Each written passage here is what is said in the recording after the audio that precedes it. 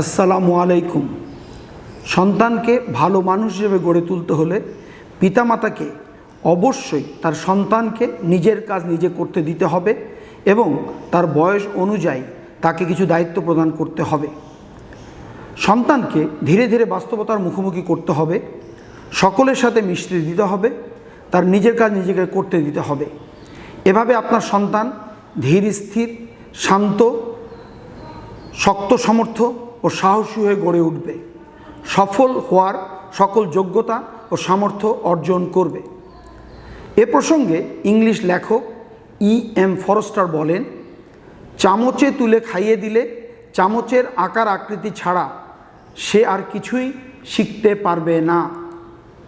স্মরণ রাখবেন, আপনার আজকের এই ছোট্ট তুলতুলে শিশু একদিন পৃথিবী নামক বাস্তব কঠিন পরিবেশে পা বাড়াবে এবং কঠিন বাস্তবতার সাথে যুদ্ধ করে টিকে থাকবে এবং সামনে এগিয়ে যাবে।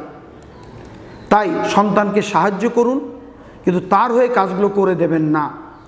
সন্তানকে পরামর্শ দিন, কিন্তু নিজের সিদ্ধান্ত নেওয়ার স্বাধীনতা তাকে দিন। ভালো ও মন্দ মানুষ সম্পর্কে ধারণা দিন, কিন্তু সকলের সাথে মিশে তাকে তা যাচাই করার সুযোগ দিন।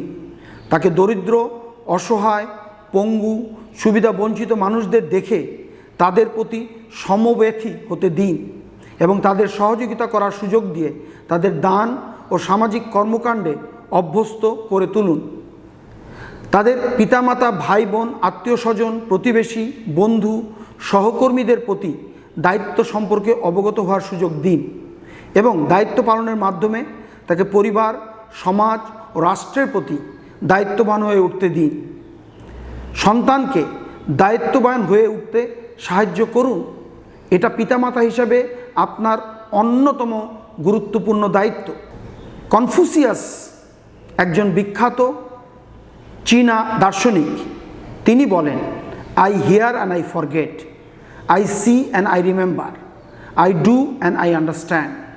অতএব সন্তানকে সকল ভালো কর্মকাণ্ড নিজে করার সুযোগ দিন এবং এর মাধ্যমে ভালো কর্মকাণ্ডে অভ্যস্ত হয়ে উঠতে সহযোগিতা করুন।